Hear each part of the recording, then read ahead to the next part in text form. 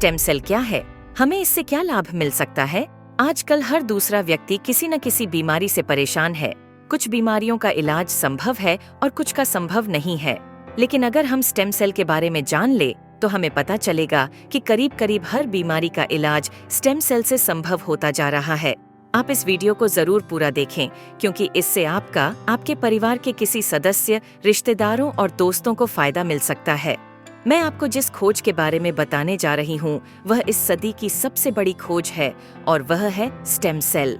जब एक बच्चा अपनी माँ के गर्भ से जन्म लेता है तो उसकी एक नाविका अपनी माँ के साथ जुड़ी रहती है, और इस नाविका के अंदर जो ब्लड होता है उसे स्टेम सेल कहते हैं।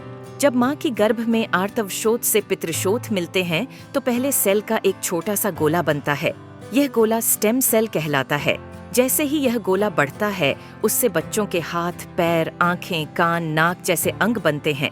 इसी प्रकार दिल, किडनी, लीवर, आंत और बाकी सभी अंगों का निर्माण स्टेम सेलों से होता रहता है। स्टेम सेल मूल रूप से सभी अंगों के निर्माण में मदद करती है, क्योंकि स्टेम सेल विभिन्न प्रकार की विशेष सेल्स का निर्माण करती हैं, जैसे न्यूरॉन्स ब्रेन के लिए, कार्डियक सेल्स हृदय के लिए, और अन्य 220 प्रकार के अलग अलग आर्गन का निर्माण करता है। अगर हम इस नाविका और इसके अंदर के ब्लड मतलब स्टेम सेल्स को संभाल कर रखें तो आने वाले 25-30 साल तक बच्चों को गंभीर बीमारियों से बचाया जा सकता है। जब बच्चे को कोई गंभीर रोग हो जाए तो संभाली गई नाविका से स्टेम सेल को निकालकर उनको विशेष सेल्स में परिवर्तित कर बच्चों के शरीर में इंजेक्ट कर दिया जाता है।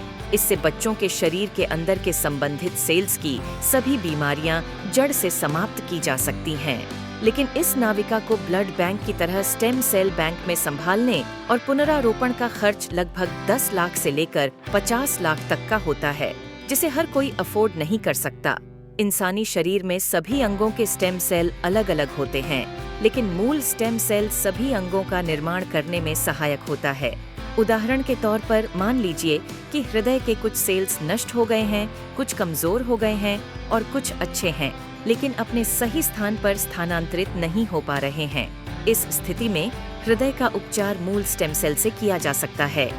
पहले स्टेम सेल्स को कार्डियक सेल में कन्वर्ट किया जाता है, फिर आपके शरीर के अंदर हृदय में इंजेक्ट कर दिया जाता है, जिससे हृदय को नया जीवन दिया जा सकता है। दोस्तों, अब आपको यह समझ आ गया होगा कि स्टेम सेल कितना महत्वपूर्ण है। इसी बात को समझाते हुए भारत के प्रधानमंत्री श्री नरेंद्र मोदी जी ने स्टेम सेल की रिसर्च में काफी दिलचस्पी ली थी। आप गूगल पर सर्च करके देख सकते हैं। और साथियों, जो स्टेम सेल माँ की नाविका के अंदर होते हैं, ठीक वैसे ही कुछ स्टेम सेल फलों में भी पाए गए हैं।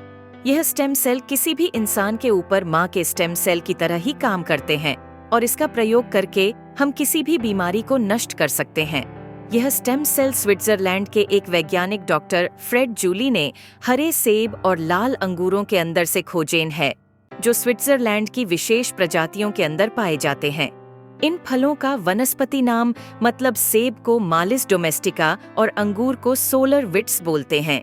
माँ की नाविका से मिलने वाले स्टेम सेल सिर्फ बच्चे और उसके माता पिता के ही काम आ सकते हैं, लेकिन फलों से मिलने वाले स्टेम सेल किसी भी इंसान के ऊपर माँ के एम्ब्रोनिक स्टेम सेल की तरह ही काम करते हैं, क्योंकि यह इंसानी स्टेम सेल की तरह प्रोग्राम्ड सेल नहीं होते।